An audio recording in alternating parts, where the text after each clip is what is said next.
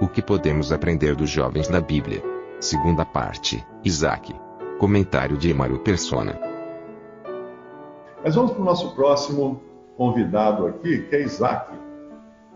Isaac, a gente já sabe mais ou menos a história dele. Em Gênesis 22, nós temos uma porção da história de Isaac que é muito bonita, porque ali ele é uma figura de Cristo. E o seu comportamento ali tem tudo a ver como deve ser um jovem em relação aos seus pais. Porque ali em 22, Gênesis 22, 1, aconteceu depois dessas coisas que tentou Deus a Abraão e disse-lhe, Abraão, e ele disse, eis-me aqui. Ele disse, toma agora o teu filho, o teu único filho Isaque, e a quem amas, e vai-te à terra de Moriá. E oferece-o ali em holocausto sobre umas montanhas, e abaldou o seu jumento, tomou consigo 2 de seus moços, Isaque, seu filho, fendeu lenha para o holocausto, levantou-se e foi ao lugar que Deus lhe dissera. Ao terceiro dia levantou Abraão os seus olhos e viu o lugar de longe. E disse Abraão aos seus moços, ficai-vos aqui com o jumento, e eu e o moço iremos até ali, e havendo adorados, tornaremos a vós. Isso é muito interessante, por alguns aspectos. Primeiro, para Abraão encontrar o lugar que Deus havia ordenado a ele teve que levantar os olhos, porque era um lugar que estava acima do nível desse mundo. E quando ele vai subir para esse lugar, ele deixa para trás os moços e deixa para trás o jumento, que nos falam da juventude, do vigor da mocidade, da força da mocidade. E não estou chamando os jovens aqui desse estudo de jumento, mas o jovem é muito mais forte, o jovem é muito mais rápido em fazer as coisas. Eu, com meus 65 anos, eu tenho saudade do tempo em que eu me abaixava e não precisava ficar abaixado meia hora pensando o que eu podia aproveitar para fazer, já que eu estava ali embaixo, né? Porque vai ser tão difícil para ficar em pé de novo, vai estralar tantos ossos que melhor você já resolver fazer alguma outra coisa, encerar o chão, fazer algum negócio. Mas, então, essas coisas não servem para Deus, no sentido espiritual das coisas, porque ele tem que deixar para trás a força e a energia da juventude. E ele sobe, então, só com Isaac. E quem vai levar a lenha é Isaque, uma figura muito clara de Cristo levando o seu madeiro, subindo para ser sacrificado com o seu madeiro às costas, e tomou o fogo e o cutelo na sua mão. Esse agora vai ser Abraão, né, levando o que é necessário para o holocausto. O holocausto é uma queimada, o holocausto é uma oferta queimada, um churrasco, né? Pegar a vítima e pôr fogo na vítima. Mata a vítima e põe fogo, isso é o holocausto. E foram ambos juntos. Então falou Isaque a Abraão, seu pai, e disse, meu pai. E ele disse, eis-me aqui, meu filho. E ele disse, eis aqui o fogo e a lenha, mas onde está o cordeiro para o holocausto? E disse Abraão, Deus proverá para si o cordeiro para o holocausto, meu filho. Assim caminharam ambos juntos. E vieram ao lugar que Deus lhes dissera, edificou Abraão ali um altar, pedras, obviamente, e pôs em ordem a lenha, e amarrou a Isaque, seu filho, e deitou-o sobre o altar em cima da lenha. Agora, vem cá, eu não sei exatamente qual era a idade de Isaque, mas qualquer menino com um pouquinho de esperteza, ele ia falar assim, pá, a coisa aqui não é assim, não está certa, está me amarrando, está me pondo em cima da lenha, trouxe uma faca, um punhal e fogo, eu vou morrer. O que meu pai vai fazer comigo? Isso que é interessante. Nós não vemos Isaque se debatendo. Nós não vemos Isaque... Se, na verdade, a gente vê que a fé de Abraão era de que Deus poderia ressuscitar o seu filho depois.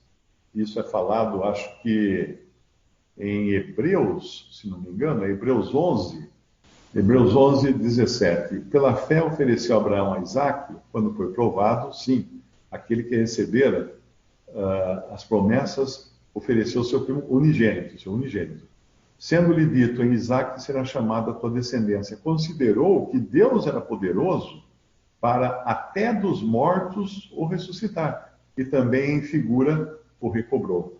Então ali estava Abraão, exercendo a sua fé de que Deus seria suficiente para ressuscitar seu filho.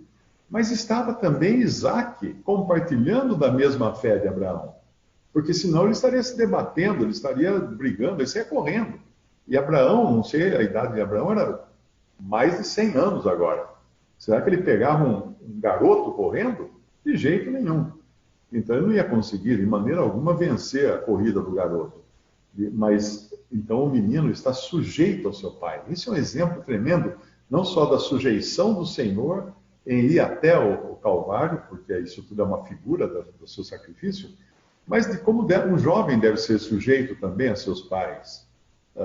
Às vezes não entendendo exatamente o que é aquela ordem, aquela coisa, mas se sujeitando aos pais, se sujeitando às autoridades. Né? Hoje, inclusive, uma notícia horrível aqui perto, na cidade aqui do interior de São Paulo, 7 jovens que morreram num acidente de automóvel, foram numa festa clandestina, numa chácara que está proibido festa, beberam, então, parece que alguns eram menores de idade, e na volta bateram num caminhão, morreram todos. Ou seja, onde que estava o problema? Lá atrás, quando não atende às leis, à autoridade. Eu sinto pelos pais desses jovens, né? Porque talvez alguns nem soubessem onde os filhos tinham ido à noite. Então, o jovem ele tem que ter o senso, o jovem cristão, ele tem que ter o senso de obediência e sujeição à autoridade e aos pais, aos irmãos mais idosos também. Isso é importante. Mas vamos passar agora para o versículo 20, que já fala de Isaac, em Hebreus 11, versículo 20, já fala de Isaac velho. Então, toda aquela formação que ele teve quando jovem, né, aquela submissão ao seu pai, tudo, ela vai ser lembrada agora nos resultados. Hebreus é um livro de resultados. Hebreus é um livro de Hebreus 11, da fé daqueles que permaneceram firmes na fé.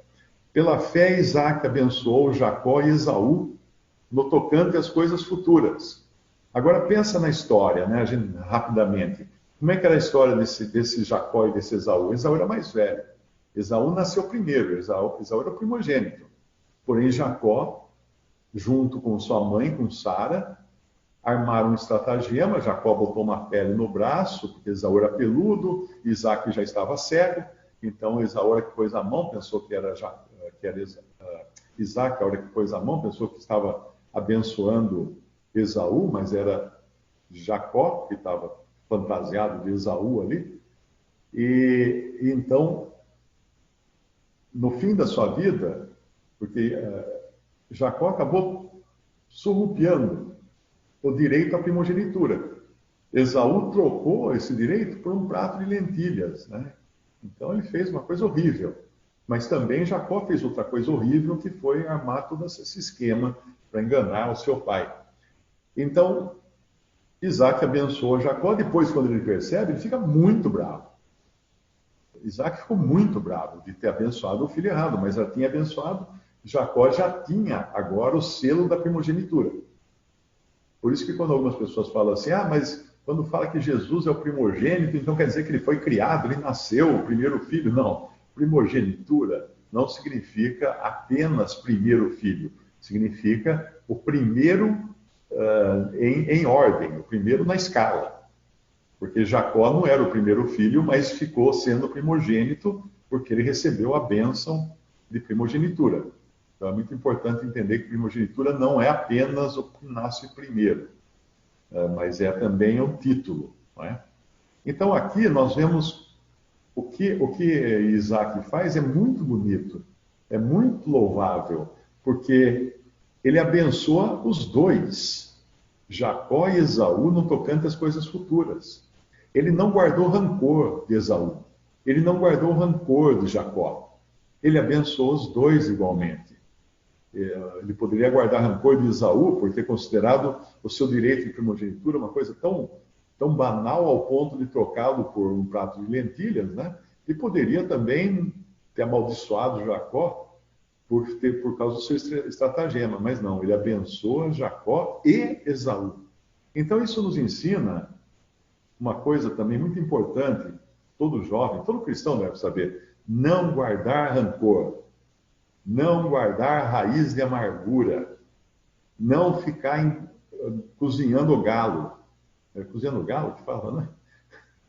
Pondo o galo para cozinhar, né? Que galo tem carne dura, precisa ficar cozinhando muito tempo, né? Então, não fazer isso.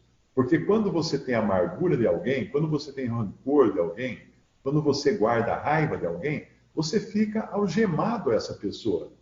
Você vive em função dessa pessoa. Se essa pessoa vem vindo pela calçada, você é obrigado a atravessar a rua e ir para outra calçada, porque você está preso a ela. Está preso, você não pode se libertar dela. Você vai dormir pensando nela, você acorda pensando nela, pensando no mau sentido, não nem fala música, pensando no mau sentido. Você está preso a essa pessoa, algemado a essa pessoa. Então é muito importante isso, não guardar rancor. O rancor azeda e não traz benefício nenhum, seja jovem, seja idoso, seja um adulto. Visite Respondi.com.br. Visite também 3minutos.net.